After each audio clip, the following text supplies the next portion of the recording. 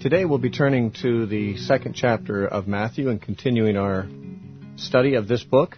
In the first chapter, we did not cover very much ground. That is to say, the first chapter doesn't cover very much historical time. It is largely dominated by the genealogy of Jesus, showing that at least his legal lineage through his adopted father Joseph was that of a royal lineage going back to David, which is important in terms of his fulfillment of prophecy, that he must be a son of David. And so we read in Matthew, of course, that is the case. His legal standing in society was that of a descendant of David. And by the way, his biological descent, I believe, also was from David, and that I gather from Luke's genealogy in Luke chapter 3, which I take, not everyone agrees, but I take to be Mary's genealogy. And then, of course, at the end of chapter 1, we saw that the angel came to Joseph after Mary had been found to be pregnant, and Joseph was contemplating putting her away privately, but the angel came to him in a dream and told him that this child within her would be the Messiah, essentially, that Mary had not been with a man, but that this was a miraculous conception, and that God had brought it about, and that it was a fulfillment of prophecy, and he should go ahead and marry her, to whom he was already betrothed. So, this we read in the ending of chapter 1. Now in chapter 2, it says, Now after Jesus was born in Bethlehem of Judea, in the days of Herod the king, behold, wise men from the east came to Jerusalem, saying, Where is he who has been born King of the Jews? For we have seen his star in the east, and have come to worship him. When Herod the king heard these things, he was troubled, and all Jerusalem with him. And when he had gathered all the chief priests and scribes of the people together, he inquired of them where the Christ was to be born. So they said to him, In Bethlehem of Judea, for thus it is written by the prophet, But you, Bethlehem, in the land of Judah, are not the least among the rulers of Judah, for out of you shall come a ruler who will shepherd my people Israel. Now, I'll stop reading there for a moment to make some comments. The story does, of course, continue. But we are introduced initially to these men whom the traditional rendering in the Bible calls wise men. The Greek word here is magi, or magoi. And these are the men who came from the east, somewhere in the east. We don't know exactly where they came from. And they came because they had seen something in the sky, which they interpreted as a sign that the King of the Jews had been born. You know, it's an interesting thing that the secular historians of that time, for instance, the Roman historian Tacitus and others, mention, and Josephus, the Jewish historian, mentions this too, that about this time in history, there was a rumor that circulated throughout the world that there would arise a ruler or rulers in Judea who would eventually rule the world. It's an interesting rumor to contemplate. Even among the Romans, this rumor existed.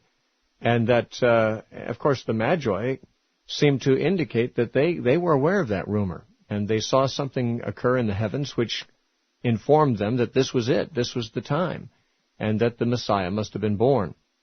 Now, we might contemplate for a moment the significance of this, that the whole world, that would be, of course, the whole Roman world, the whole civilized world of that region, was actually expecting there to come from Judah at that time a king who would rule the world. Where would this expectation arise? Well, I don't know that the historians give us any clue of where the expectation arose, but it's very possible that it arose because of the Jews who were scattered throughout the world. And they were, of course, looking forward to this coming of the Messiah, who would someday rule all nations, not only Israel. He would rule from Israel, according to their expectation, but he would rule the whole world of all the nations. And probably because the Jews and their messianic expectations had been scattered throughout the whole world, they informed the world in general of this expectation.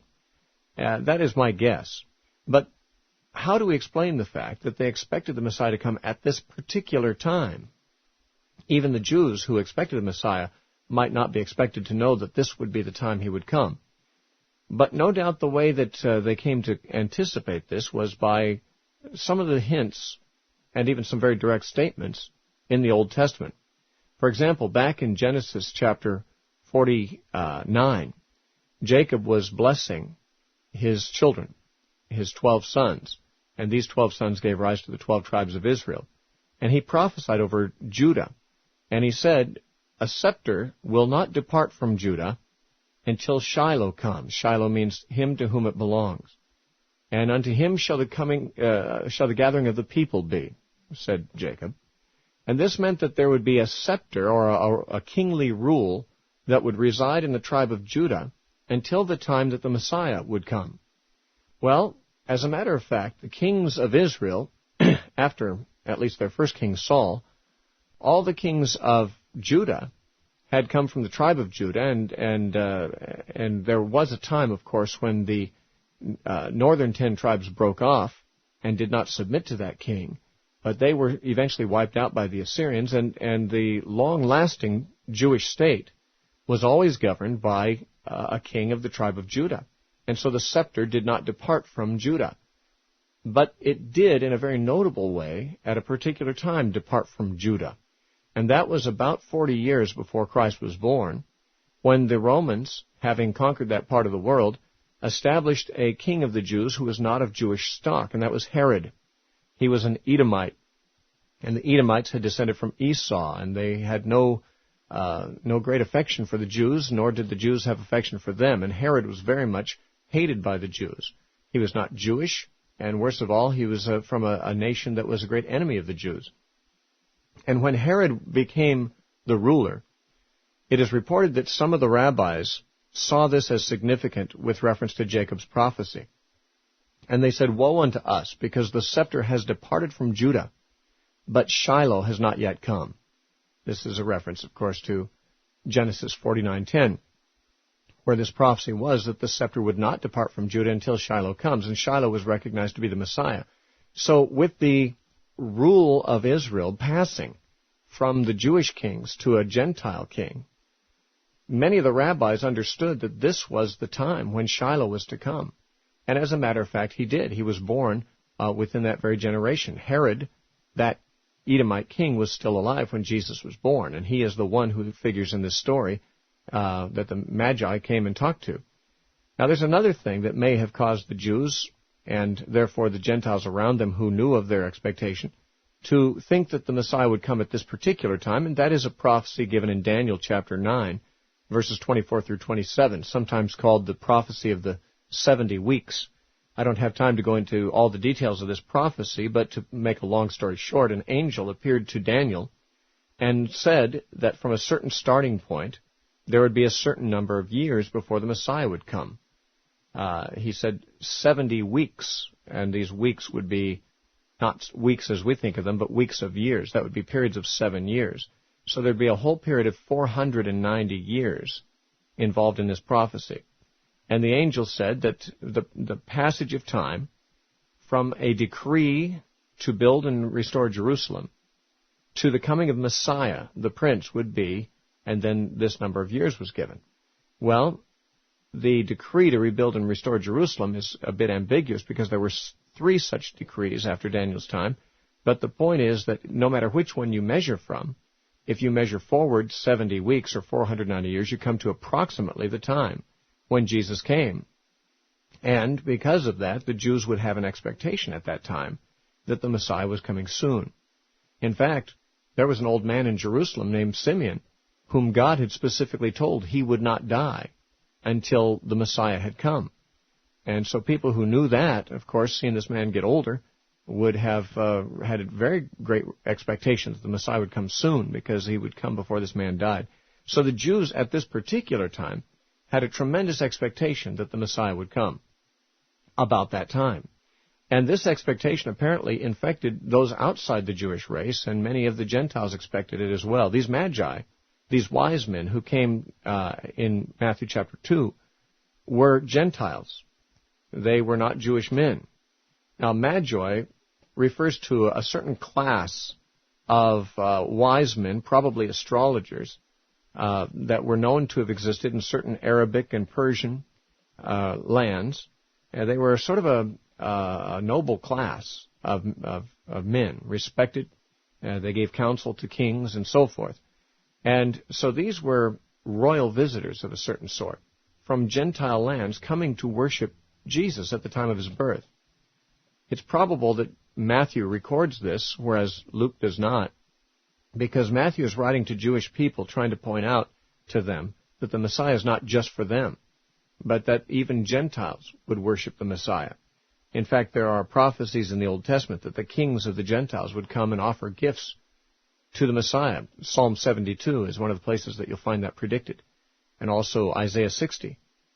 And so here we have an instance of men of the ruling class of Gentile nations coming to worship Jesus, just as the prophets said they would. And they stand, I believe, as sort of a forerunner of Gentiles in greater numbers coming to worship Jesus after the rejection he experienced from his own countrymen. And of course, to this day, the vast majority of those who come to Jesus and follow him are Gentiles, and these wise men were simply the first of what would eventually become quite a groundswell of Gentile conversion to the Jewish Messiah. Anyway, these men are simply said to have come from the east in Matthew chapter 2 and verse 1, and they came to Jerusalem. Now, of course, there are many lands east of Jerusalem, and we're not sure exactly which land they came from. If they were from Persia, which many scholars think is likely, then there's an interesting connection of these men to Daniel. Although, of course, Daniel had lived 600 years earlier than this. When Daniel had lived and died, he died in the Persian Empire. He had been taken into captivity as a youth from Jerusalem. He'd gone to Babylon. And then when the Persians conquered Babylon, Daniel had served under the Persian kings, Darius and so forth. And no doubt he died in Persia. Now, not only did Daniel live in Persia, he also was highly respected among the wise men of that region.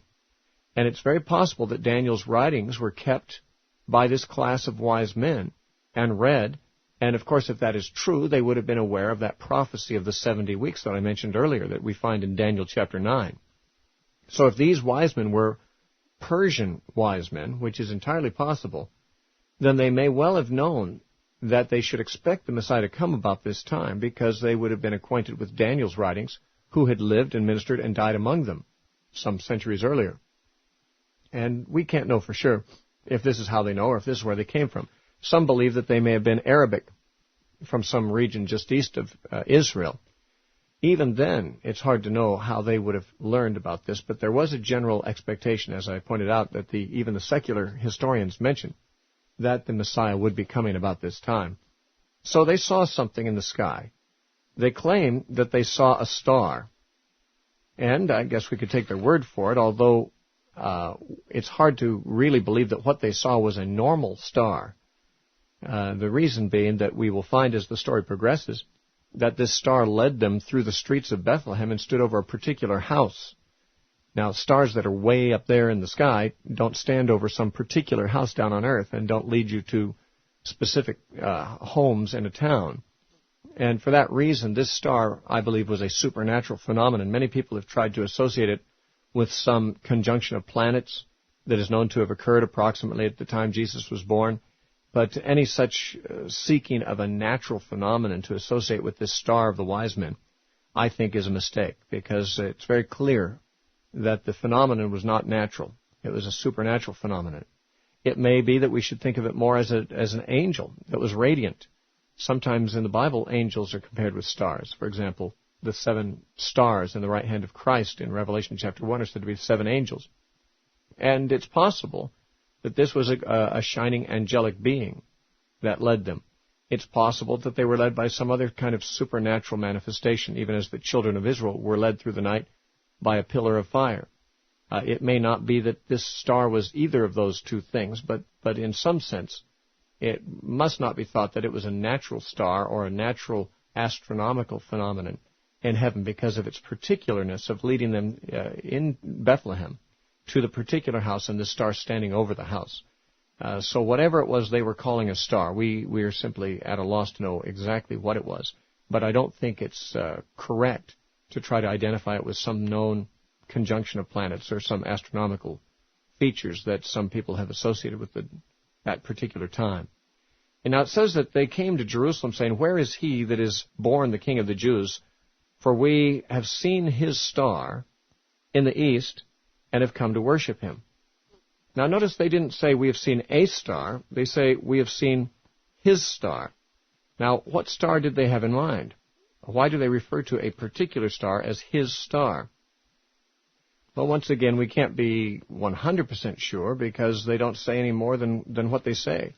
But we do know this, that, many hundreds of years, about 1,400 years before the time of Christ, Balaam had given a prophecy about the Messiah. Now, Balaam was not a Jew either, any more than these wise men were. He was a Gentile. But he was a Gentile, soothsayer and prophet, and he gave a prophecy that relates to the coming of the Messiah, I believe. And it's found in Numbers chapter 24 and verse 17. And Balaam said, I see him, but not now. I behold him, but not near. A star shall come out of Jacob, and a sceptre shall rise out of Israel, and batter the brow of Moab, and destroy the sons of the tumult. Now, this statement, a star shall come out of Jacob, which Balaam says, I see it, but it's not now. It's not near. It's far off. And indeed, the coming of Christ was it was a millennium and a half away from Balaam's time. But he sees a star and a scepter rising out of Israel. And it's possible that these wise men were also aware of this utterance of Balaam.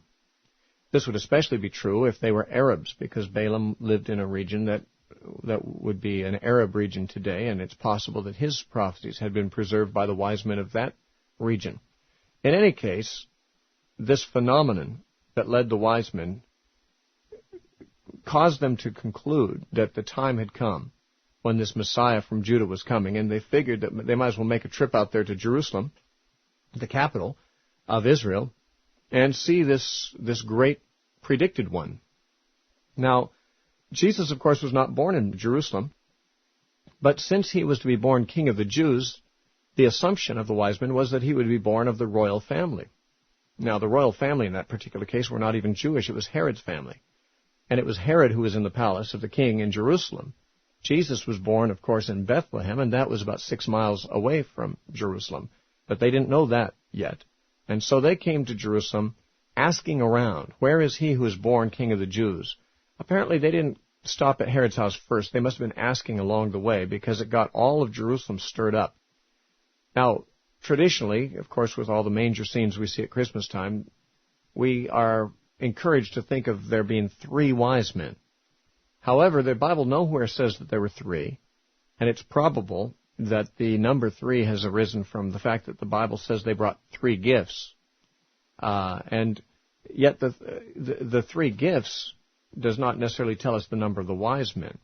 It's very unlikely that men from so far away, bearing valuable gifts, gold, frankincense, and myrrh, would travel across all that waste desert without a much larger entourage. Because of thieves and bandits, they would not wish to be vulnerable to being robbed. And being important people in their own country, they probably would not just travel alone. There may have been dozens of these wise men, and if there were not a great number of the wise men themselves, they may have been traveling with an entourage of bodyguards and so forth, for all we know. There may have been hundreds of camels, or at least scores, coming through the streets of Jerusalem. It would be very much of an attention-getting thing, and we're told that Herod and all of Jerusalem was stirred up because of their arrival. Now, it says in verse 3, when Herod the king heard these things, he was troubled, and all Jerusalem with him. Now, why would... We can understand why this might trouble Herod, because Herod was the king, and he was not aware of any successors to himself that had been born, certainly not in his household. There was no newborn baby in his household that was going to take his throne. And so when these men saying, we've seen a supernatural phenomenon, there has been born a king of the Jews, we've come to worship him, Herod saw this, of course, as an intruder to his domain. And yet he took it quite seriously enough to consult the rabbis and see what the Scriptures said about when this king would be born. He took it seriously, but he certainly was not willing to submit to this king. He wanted to destroy him, as we later find. And it was because of this rivalry that Herod felt between himself and this new king of the Jews that Herod was greatly troubled by the report. But why was Jerusalem troubled?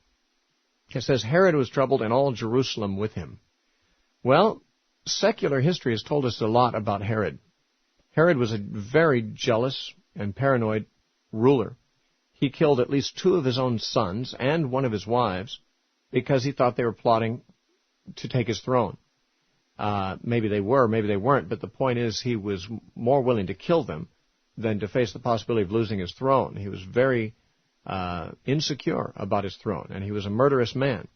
We later read in the Gospel of Matthew here in chapter 2, we won't get to it today, but that he ordered the slaughter of all the infant sons in Bethlehem under 2 years old.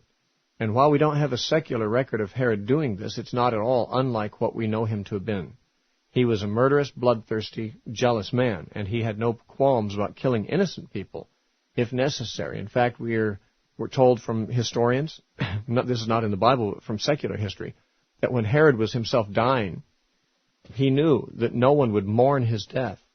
And so he ordered his servants to arrest 1,000 of the most noble and well-loved citizens of Jerusalem.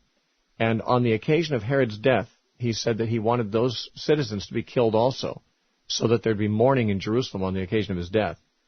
Well, as a matter of fact, his order was never carried out because even his servants didn't love him enough to obey him. He was a hated man. But the interesting thing is the mentality of the man that we see from these historical stories about him. It certainly makes it clear that he was just the kind of man that the Bible describes him as, and it also explains why his being troubled by the appearance of the wise men and their report that the King of the Jews had been born caused also all Jerusalem to be troubled. They probably figured, this is going to lead to a bloodbath. Herod's jealous, and they knew very well what he was capable of doing. So this is why, I think, in verse 3 we read that not only was Herod troubled, but all Jerusalem was troubled with him. We next have him turning to the priests and the biblical scholars to determine where the Messiah might be born, because this was predicted in Scripture. However, at this point, we can't go into those verses. We've run out of time already for today's study, and so next time we will come back and we will look at the following verses in Matthew chapter 2 and continue our study in the life of Christ and learn more about the details of Herod's conflict with Jesus. Of course, Jesus won, but it was quite a bloody confrontation, as we shall see.